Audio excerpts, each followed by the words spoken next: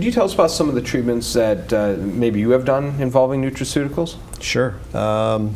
So for example, let's say a patient has diabetes or they have prediabetes, they're at risk for it.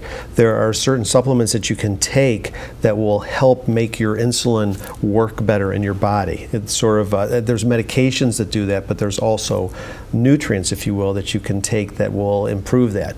Now, that in and of itself isn't going to reverse, diabetes or prediabetes. The patient's also going to have some lifestyle changes, change their diet, start exercising if they haven't, and there's other things that you can also check on the patient, checking to see their hormone levels, etc. But that would be like one aspect that you could do to help a patient to try to help reverse their diabetes.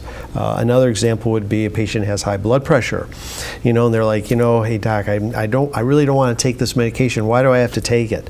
I'm like, well, we can try to get you off of it, but you've got to do certain things. So there's nutraceuticals that will help lower your blood pressure by increasing the, it gets kind of technical, but it's trying to get the muscles in your blood vessels to relax so that the pressure decreases.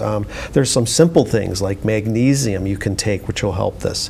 Arginine, which is an amino acid, can also help with high blood pressure. But again, it's like you can't just take these nutraceuticals, if you will. I mean, and again, it's going back with diet. Most people, they get hypertension or high blood pressure because they're gaining weight, unless it's genetic and they've had it for a long time. But usually a patient can lose 20 to 30 pounds, their blood pressure comes down, they may not necessarily have to be on anything.